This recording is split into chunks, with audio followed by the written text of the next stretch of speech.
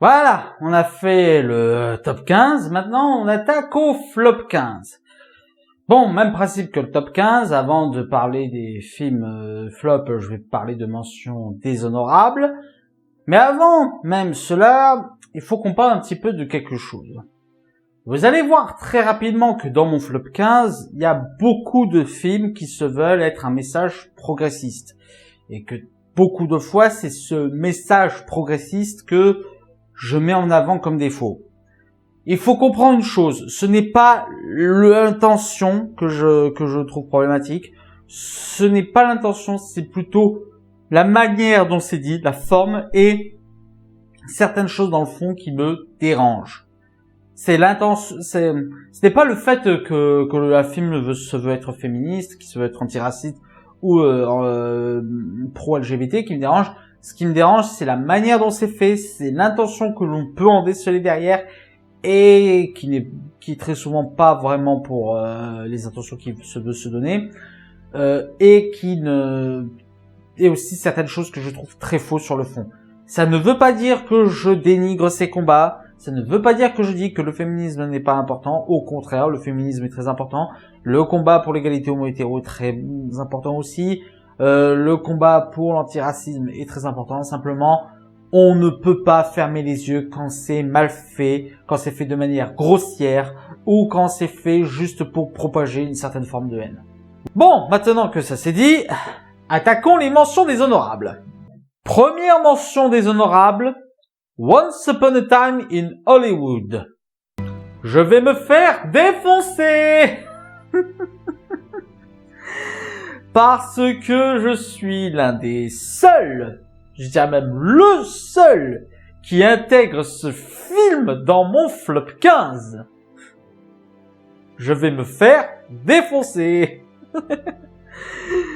Parce que, je l'attaque dans mon flop 15 parce que, pour les raisons que j'ai dit dans la vidéo, c'est pas un mauvais film en soi, mais je ne comprends pas les intentions de Tarantino dernière et je ne comprends pas ce qu'il a voulu faire avec l'histoire de Sharon Tate, de la famille Manson qui est inutile dans son film. Je trouve ça vraiment dommage, mais je reconnais qu'effectivement c'était pas un mauvais film. Simplement, de base, ceux qui me connaissent le savent, j'ai beaucoup de mal avec le cinéma de Quentin Tarantino. Je n'aime pas le cinéma de Quentin Tarantino. Voilà. Deuxième mention déshonorable, Cats. Si je devais résumer ce film en une phrase, c'est « Je comprends ce qu'il a voulu faire, mais ça marche pas. » Parce que, malgré tout, l'intention de Cats, je m'attendais à ce que ce soit le film le plus bizarre que je voie. C'était pas foncièrement faux. Mais, ça n'était pas avec de mauvaises intentions, c'était pas fait avec cynisme.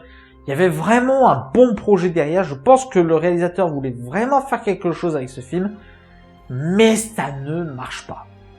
Troisième mention déshonorable, Alita Battle Angel.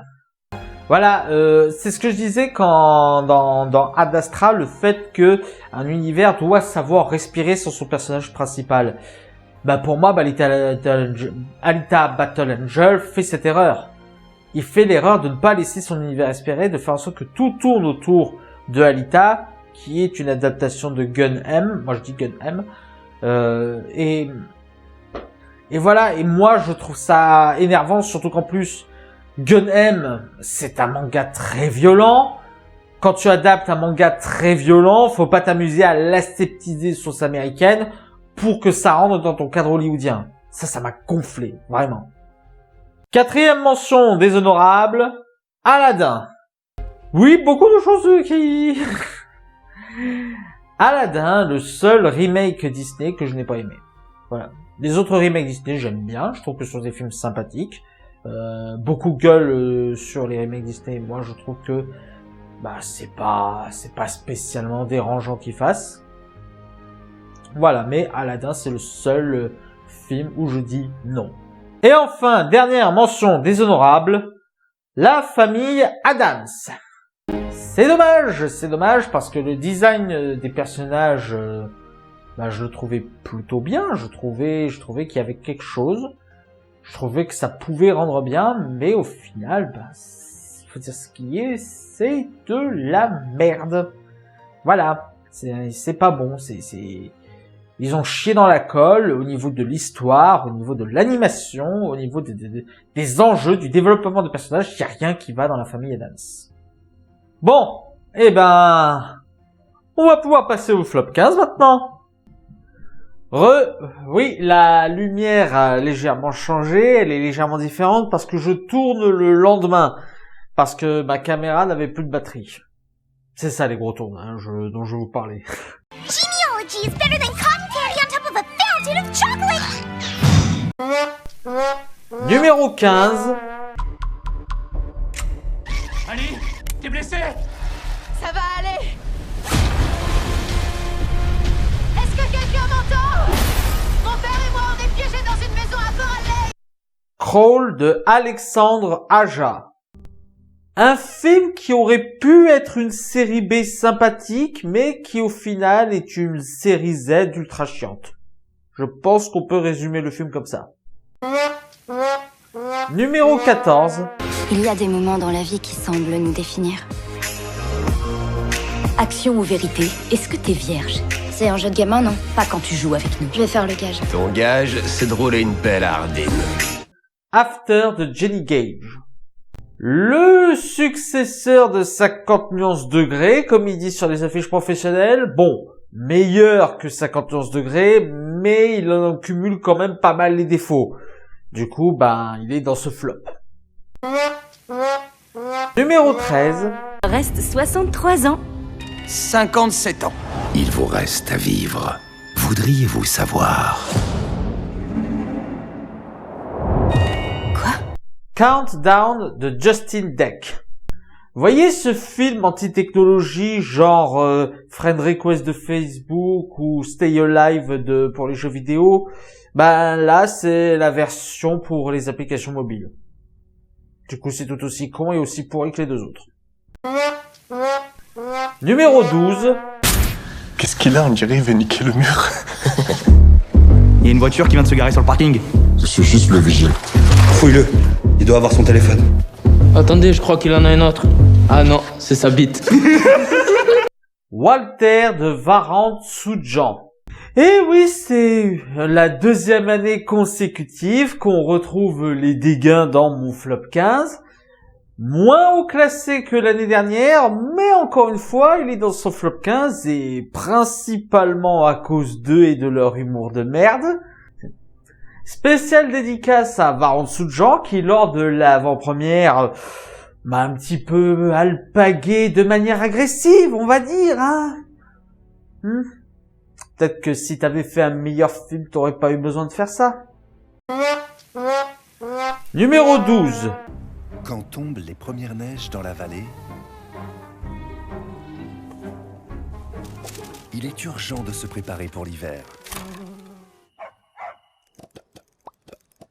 Minuscule 2 de Thomas Zabo et Hélène Giraud. Autant j'avais beaucoup aimé le premier Minuscule qui pour moi avait très bien géré un côté cartoonesque avec ses insectes, autant ce Minuscule 2, je me suis un petit peu endormi devant, pas longtemps, mais il était d'un soporifique, mais fallait se le taper le bousin, hein.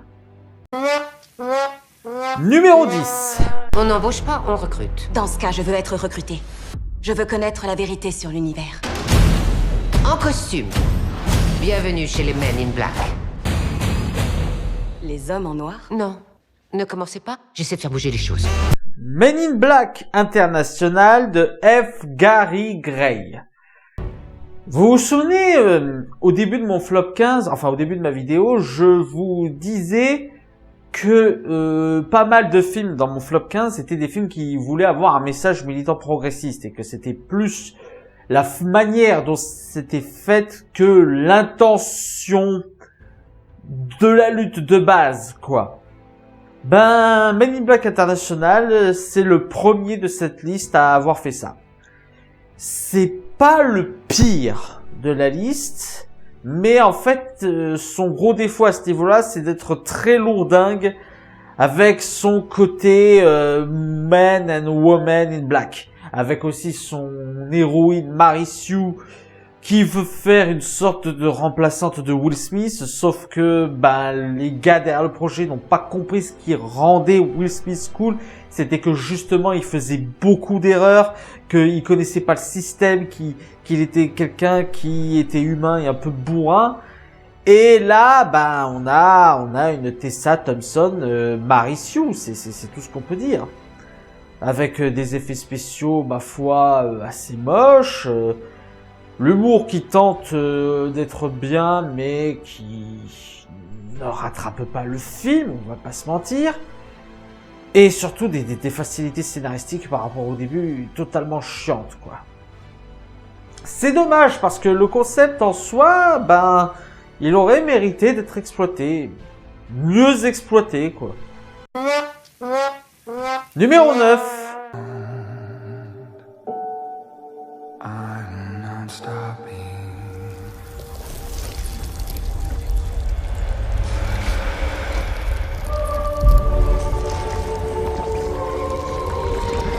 Terminator Dark Fate de Tim Miller.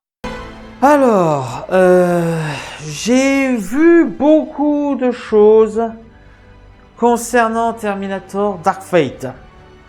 J'ai vu que Tim Miller s'était embrouillé avec James Cameron durant le tournage.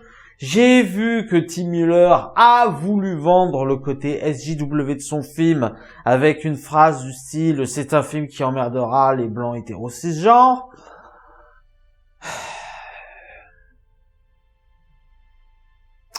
En fait, Terminator Dark Fate m'a profondément énervé. Je le trouve pire que Terminator Genesis. Parce que, comment dire, Terminator Dark Fate a fait plusieurs choses malhonnêtes, en plus d'être mauvais, en plus d'avoir un scénario qui bousille les deux précédents films, d'avoir éjecté John Connor de manière la plus conne possible, avec un scénario qui ne tient pas debout, avec des trucs scénaristiques qui ne vont pas. Pourquoi le futur envoie des Terminators dans le passé? Ça n'a aucun sens. Tout ça pour remplacer Skynet par une autre intelligence artificielle qui fait exactement pareil, qui continue à envoyer des Terminators, mais avec des messages en plus hyper forcés, avec ce dialogue pauvre de Sarah Connor qui sort « Oui, c'est parce que tu vas être la mère du prochain fils, le prochain homme !» Et au final, juste pour dire que ça va être l'héroïne qui va mener la résistance avec quasiment pas de vieillissement. Au-delà d'être mauvais parce qu'il veut forcer son côté militant qui ne marche pas du tout dans le film, et au-delà d'être mauvais par son scénario, être mauvais par toutes les décisions qu'il a prises, le film, en plus, est extrêmement hypocrite puisqu'il se veut remplacer Terminator 3. Et c'est quelque chose qui m'énerve, qui m'emmerde profondément. Ça avait déjà été fait avec Halloween 20 ans après, qui se voulait remplacer Halloween 2 de John Carpenter. C'est cette mode en ce moment, j'espère que ça va pas s'étendre au-delà de ça. Des films qui veulent se greffer au bon film d'une saga pour ne pas faire un reboot total et pouvoir se dire ouais mais nous on est la suite des bons films, on est rattaché aux vrais bons films. Je préfère largement qu'on fasse un reboot total d'une saga plutôt que de faire cette espèce de tentative marketing foireuse qui détruit encore plus ce qui était des bons films. Les deux premiers Terminator sont des chefs-d'œuvre. Terminator 4 est un film sympathique. Et Terminator Dark Fate arrive à être pire que Terminator Genesis et Terminator 3. Ce film... Bref, on passe. Numéro 8. Elle est trop forte, et ça reste entre nous. Vous voulez vous éclater comme des rockstars? Suivez-moi. Cool, le sous-sol. Vous pouvez faire tout ce que vous voulez ici, mais interdiction de monter. Ma de Tate Taylor. Malgré une réalisation pas dégueu du tout, en fait, ce film ne sait pas ce qu'il veut être. Il ne sait pas être un film d'horreur, il ne sait pas être un thriller, il ne sait pas être un drame. Et du coup, il se perd il se perd dans plein d'intrigues qui ne vont pas, qui ne tiennent pas la route quand on prend les événements qu'il nous présente. Et il est beaucoup trop frontal. Un thriller ou un film d'horreur ou un film où tu veux faire du mystère, ça doit être moins frontal que ça. Ça doit être, tu dois être plus subtil que ça. Et ce film n'est pas subtil pour un sou. Et il s'est vendu comme un film d'horreur, mais ce n'est même pas vraiment un film d'horreur, puisque les seules scènes que l'on peut qualifier de horrifiques, de terrifiantes, ça vient tout à la fin, c'est expédié en quelques secondes. C'est un film qui avait un potentiel, hein. Il y avait moyen de faire quelque chose de bien avec Ma, mais ils sont pas arrivés à faire grand chose, quoi. C'est oubliable. Très oubliable. Numéro 7. Vous voulez contrôler votre vie, mais dans la vie, tout n'est pas quantifiable. Vous ne pourrez pas éternellement maîtriser votre environnement. Faites-vous peur pendant ces congés, d'accord? Oui. Escape Game de Adam Robitel. Là encore, un film qui avait un certain potentiel, mais qui n'arrive pas à bien l'exploiter. C'est dommage parce que lui, en plus, le concept de base, il était plutôt intéressant. C'était parler de ces escape games, quoi. Parler des salles où il faut résoudre des énigmes pour sortir. Ça avait un bon potentiel de base, mais au final, ça ne donne pas grand chose. C'est pas intéressant. Il y a rien d'intéressant dans l'escape game, alors qu'il y avait matière à exploiter l'intérêt. Les personnages sont cons au possible. On ne s'attache pas du tout à eux.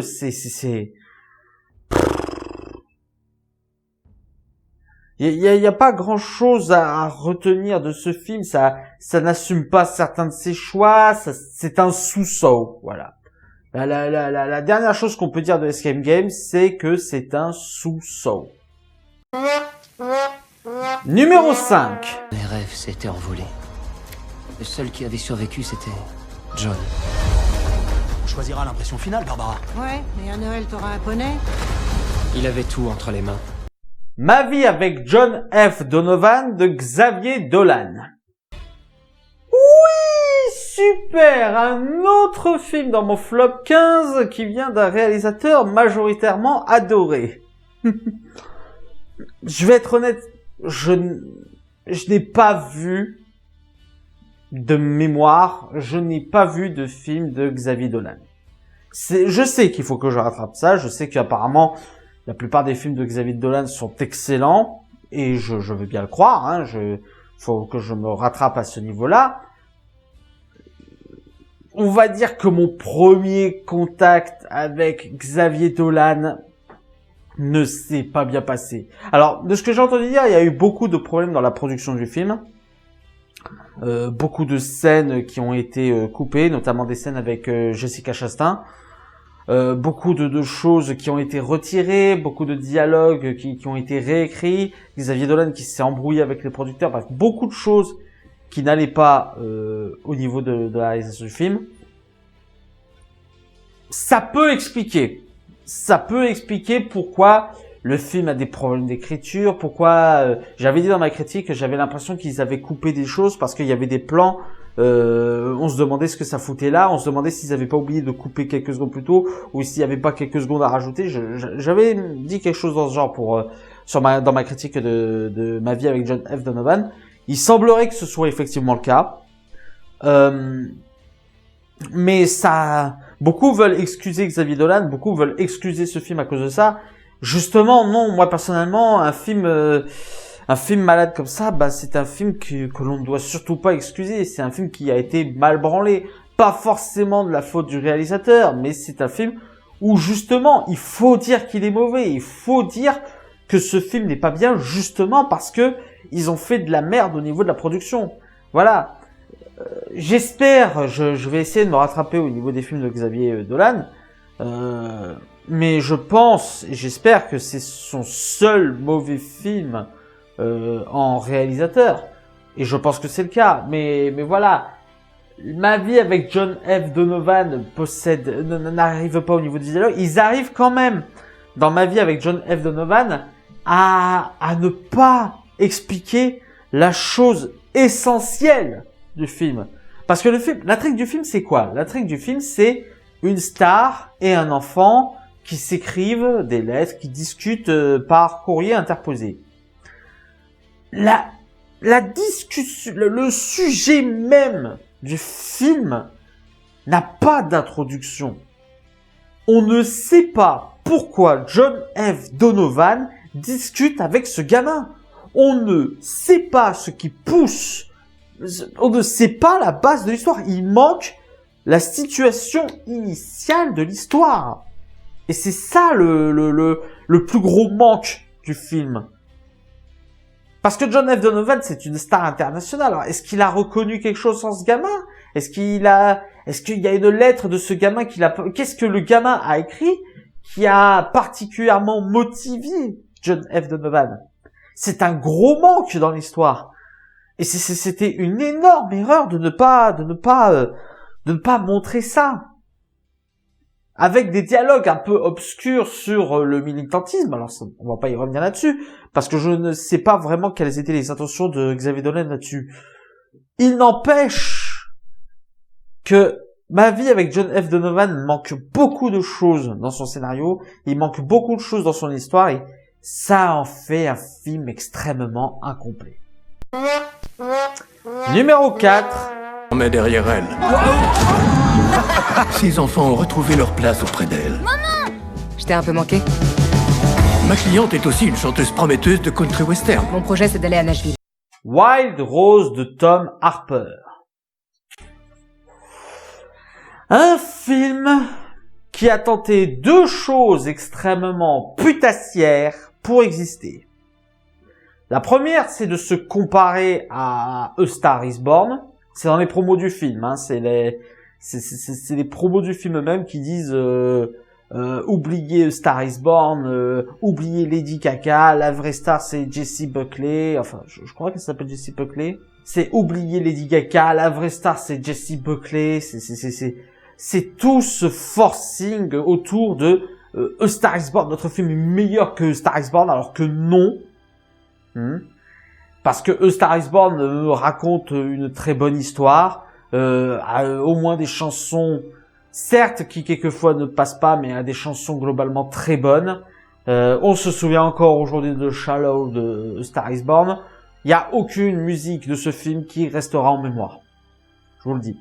Et la deuxième chose putassière qu'a voulu rassembler le film, c'est d'exploiter l'image de la femme rebelle, l'image qui se hisse en haut de la société par ses propres moyens. Le souci là-dedans, c'est que autant dans A Star is Born, Lady Gaga devait surmonter les problèmes d'alcoolisme du personnage de Bradley Cooper, que au départ c'est une femme qui chantait dans des cabarets auxquels personne ne croyait, qui était jugée sur son physique, et qui malgré le fait qu'elle atteigne sa position de star, n'était pas à l'abri du malheur.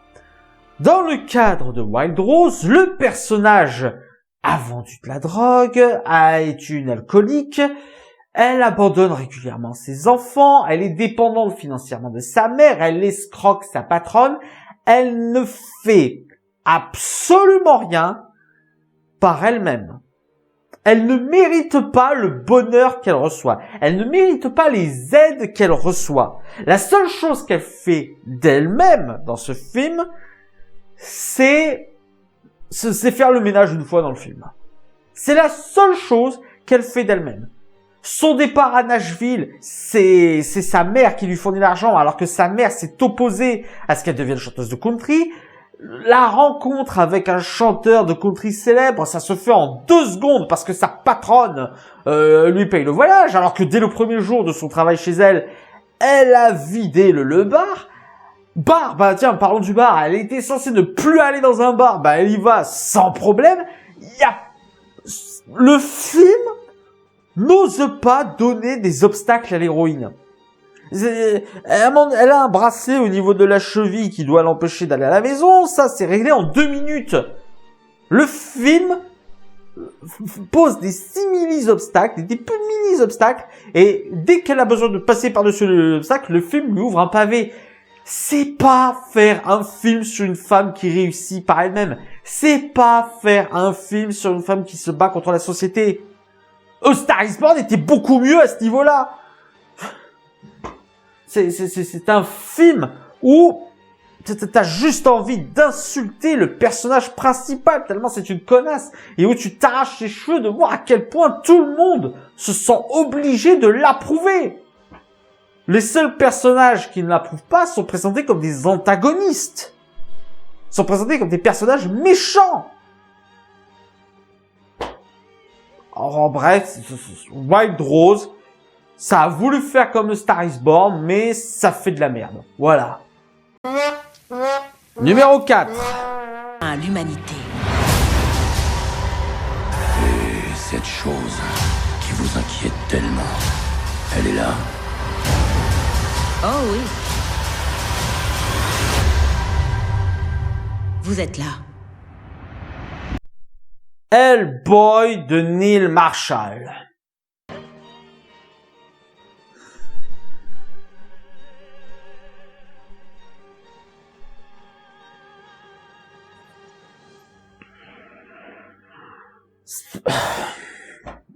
Par quoi je commence?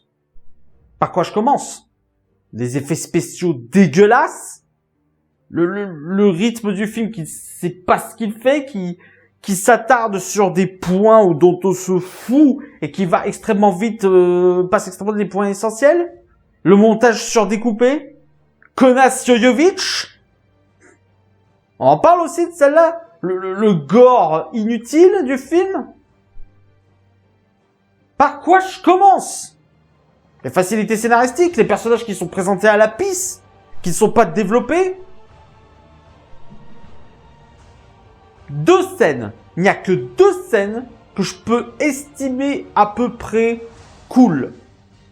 Et à peu près, hein. Et encore, je pense que l'une des 2 scènes, c'est parce que il y avait Kickstart My Heart de Motley Crue, qui est une musique que j'adore.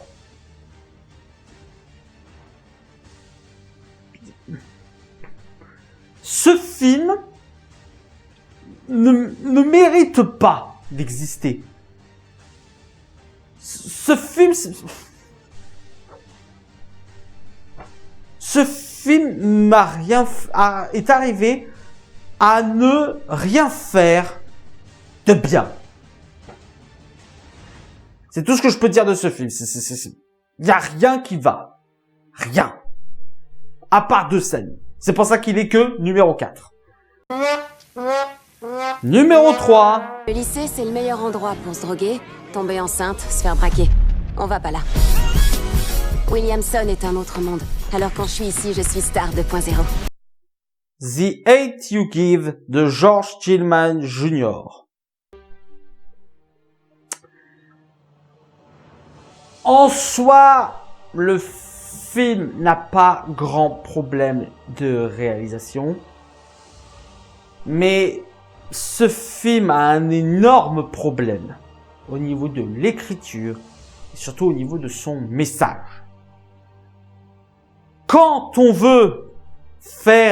prétend, parce que c'est la prétention du réalisateur, quand on prétend faire un film qui veut dénoncer la haine, qui veut dénoncer la violence dans les cités, dans les banlieues, quand on prétend faire ça, un film qui le fait réellement, qui est sorti cette année, c'était Les Misérables de Lajli. Pour tous les défauts que j'ai trouvés aux Misérables de Lajli, c'est un film qui parle effectivement de la violence dans les banlieues, qui la dénonce dans les banlieues sans prendre parti. C'est ça. Voilà ce qu'aurait dû être. Voilà à quoi aurait ressemblé The Hate You Give si le but du film, comme le réalisateur l'a prétendu, c'était de parler de la haine. Au lieu de ça, ce film veut parler du racisme, très bien, mais en étant lui-même raciste. Ce film, alors oui, je sais qu'il y en a qui vont rigoler, parce que je vais dire qu'il est raciste envers les Blancs. Il y en a qui disent, oh, le racisme anti-blanc n'existe pas. Allez vous faire enculer, ceux qui pensent ça, mais... Ce film n'arrête pas. Ce film n'arrête pas de traiter les Blancs comme si c'était les dernières des merdes. On montre que si les Blancs se montrent solidaires envers une personne noire assassinée, c'est parce que, en fait, ils y voient uniquement leur propre intérêt, qu'en fait, ils manifestent que parce que ça fait sécher les cours. Les personnes qui prétendaient ne pas être racistes parmi les Blancs sont montrées comme étant, en fait, des gros racistes, des hypocrites. Limite, les mafieux sont érigés en héros. Bon, pas tous, heureusement, c'est pour ça qu'on n'est pas au niveau d'un American 24, mais on n'en est pas loin. Cette phrase aussi, il y avait cette phrase qui m'a énervé, c'est... Pour moi, le héros qui dit « Je t'aime comme tu es, je ne vois pas ta couleur de peau ». Pour moi, c'est la phrase du gars, pour moi, oui, c'est la phrase qui devrait être la phrase de tout antiraciste qui se respecte. C'est « On ne devrait pas regarder les couleurs de peau ». Et la réponse de l'héroïne, qui est approuvée depuis le début, parce que c'est ça aussi le problème, c'est que tout le long du film, l'héroïne est approuvée dans sa méfiance des Blancs. Elle est approuvée dans le fait qu'elle doit pas accorder sa confiance aux Blancs. La phrase de l'héroïne qui est approuvée, c'est « Si tu ne regardes pas ma couleur de peau, alors tu ne me vois pas ». Ce film est en train de t'expliquer que les Blancs sont des connards et que s'ils ne regardent pas la couleur de peau des... En gros, la pensée de ce film, ça se résume en une phrase. Si tu as des préjugés sur le noir, tu es raciste. Si tu aimes bien des choses de la culture noire, tu es raciste. Si tu n'en as rien à foutre de la couleur de peau, tu es quand même raciste. C'est ça, The Hate You Give. Et désolé, mais ce film est dans l'hypocrisie totale parce que on dénonce pas le racisme en étant soi-même raciste. Voilà. Et quand je pense qu'on a fait chier Green Book à ce sujet qui est un bien meilleur film sur le racisme que cette merde de The Hate You Give, quand je pense qu'on a accusé les Misérables de Lajli de prendre parti pour les flics parce que Lajli, pour les défauts que je lui reconnais aux Misérables, a au moins l'honnêteté de ne pas trop prendre parti, de réellement se mettre dans une position neutre, contrairement à cette merde de The Hate You Give. Oui, parce qu'il y en a qui me l'ont justifié. Il fait non, mais c'est un équilibre. Moi, je trouvais ça équilibré. Moi, j'ai trouvé que justement, ça n'était pas, oui.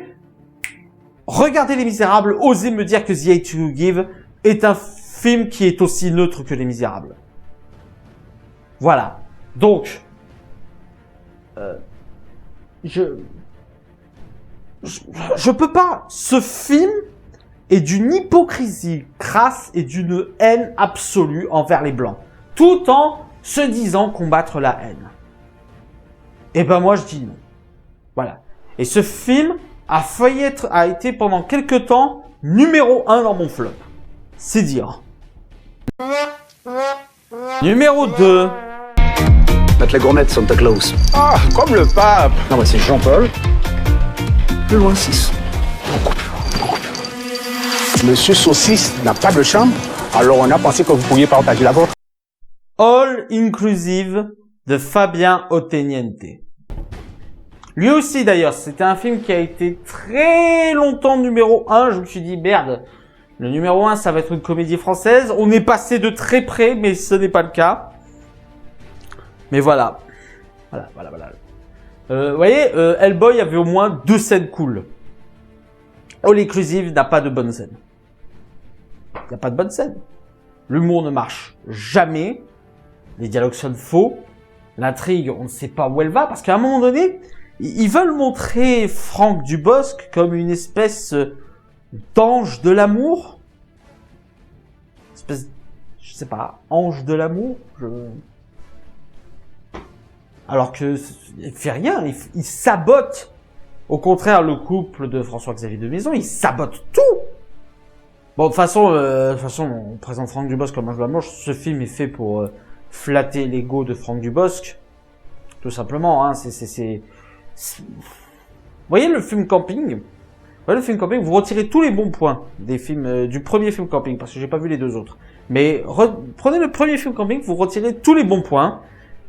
Tous les personnages attachants, toute l'évolution des personnages, toutes les blagues qui fonctionnaient dans le premier Camping. Vous retirez tout ça, vous obtenez All Inclusive. Qu'est-ce que je peux dire de plus? les personnages n'évoluent pas, ils sont tous détestables, tous les personnages sont détestables. L'intrigue principale, déjà, est-ce qu'on peut vraiment parler d'intrigue principale, parce que le film, étant une espèce de film choral, ne sait pas se centrer sur une intrigue en particulier, mais je repensais au film, je repensais au gag, il a pété dans l'eau, qui dure je sais combien de temps. Bref. L'intrigue principale, c'était le couple François-Xavier de Maison avec sa femme qui était à 2 doigts de rompre. Ce film n'a rien fait évoluer de ce côté-là. Le film ne fait rien évoluer. Bref. Un film qui n'a rien pour lui et qui a été très longtemps numéro 1 de ce flop si il n'a pas été dépassé en fin d'année. Et le numéro 1 du flop de l'année 2019 est...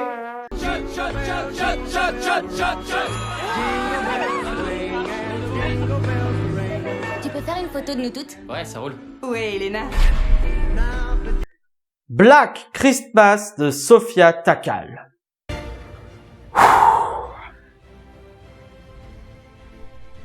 Putain de merde.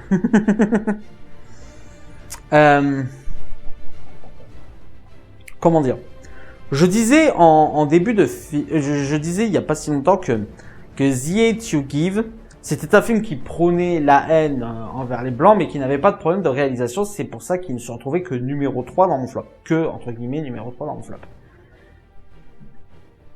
Black Christmas, qui se veut être un remake des 2 précédents Black Christmas, tout en étant extrêmement différent, mais ça, à la rigueur, ce n'est pas un problème. Black Christmas a des défauts d'un film militant et les défauts d'un mauvais film tout court. En gros, c'est un film qui se veut extrêmement féministe, mais quand je dis féministe, pas le féministe de Twitter, vous voyez ce que c'est? Le féministe qui dit que les hommes c'est que de la merde, qui font des hashtags not all men, qui disent que tous les hommes sont des violeurs, qui ne présentent pas un seul personnage d'homme positif dans le film. Ah, si, à part un mec qui est soumis à mort. Ça, c'est le seul mec ah oui, ils avaient sorti cette phrase, ta virilité, attention, le mot est lancé, parce que les méchants du film, ce sont des hommes blancs, hétéros, qui ne sont motivés que par une chose, la virilité, parce qu'ils ne veulent pas que les femmes gagnent du pouvoir dans le monde. Je vous jure que c'est l'intrigue de Black Christmas. Je vous jure que que les pires trucs SJW que vous trouverez sur Twitter sont approuvés par ce film. C'était un festival. C'était un festival de la connerie, mais d'une force. Mais au bout d'un moment, je me suis fait espalmer. Mais je vous jure, allez sur Twitter, prenez les pires comptes de féministes radicales que vous trouverez. Je précise, féministes radicales, je ne mets pas tous les féministes dans le même panier. Et heureusement, le féminisme que soutient ce film est une extrême minorité parmi les courants féministes qui reste importante à soutenir parce qu'il y a encore des progrès à faire. Je suis d'accord que, par exemple, l'égalité salariale pose encore problème en ce moment, qu'il y a aussi des problèmes de harcèlement de rue qui sont problématiques. Je préfère repréciser, ce n'est pas le féminisme que je condamne dans sa globalité, c'est uniquement le féminisme soutenu par ce film, le féminisme qui vont dans l'extrême, qui dit à la limite qu'il faudrait couper les couilles à tous les hommes. Le genre de choses qui disent qu'on n'a pas besoin des hommes dans le monde. Ce film le dit. Voilà, donc je préfère mettre cette parenthèse encore une fois parce que on va me prendre pour ce que je ne suis pas. Donc je préfère repréciser, je ne parle pas de tous les féminismes. Il y a beaucoup de combats féministes qui sont justes. Simplement, il y a des courants féministes qui font de la merde, il faut le dire. Et Black Christmas de Sofia Takal soutient les féministes qui font de la merde. Voilà. Je précise. Donc, vous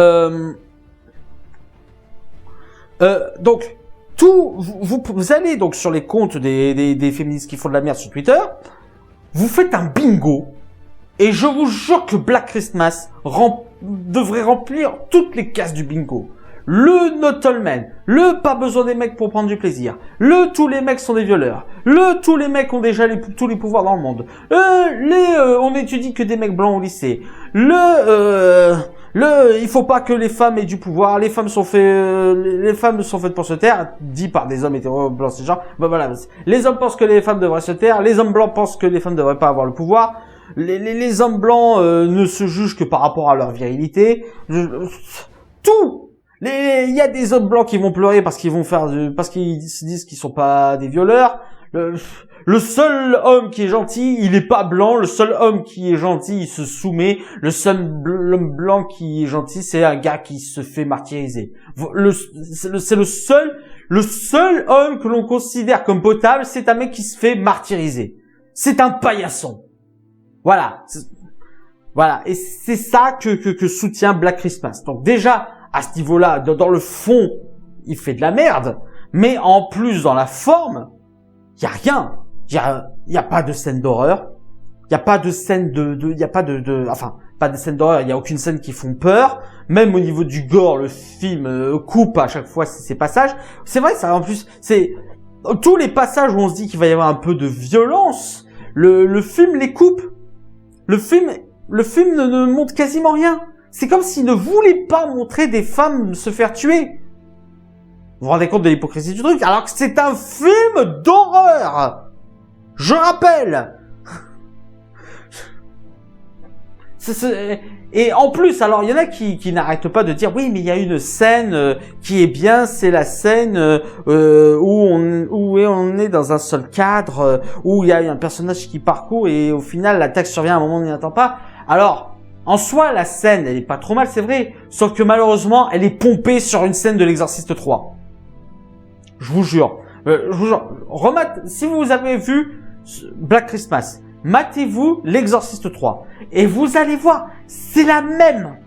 La position du couteau du tueur, la manière dont c'est attaqué, la manière dont, la manière des personnages de sortir de la salle. La seule chose qui diffère, c'est la couleur du drap qui est sur eux. Parce que dans l'Exorciste 3, c'est blanc, dans Black Christmas, c'est noir. C'est la seule différence. La seule scène que tout le monde juge comme potable dans ce film, c'est une scène qui a pompé un autre film. C'est-à-dire que le film n'a aucune bonne scène pour lui. Toutes les scènes de meurtre sont merdiques au possible. Il n'y a aucune scène qui te fait... Il n'y a aucune grimpée de tension, le film n'a pas de suspense, le film n'est à aucun moment surprenant, ça essaye de se baser sur des jumpscares, mais tous les jumpscares sont à chier. Toutes les scènes sont prévisibles à mort. Même en tant que film, ça ne tient pas. C'est-à-dire que dans le fond, il est exécrable, dans la forme, il est aussi. Bah du coup, il finit numéro 1 de mon flop 15 de l'année 2019. Voilà. Bon, je crois que j'ai suffisamment craché mon sel sur l'année 2019. Je pense que l'on peut revenir aux attentes de cette année 2020.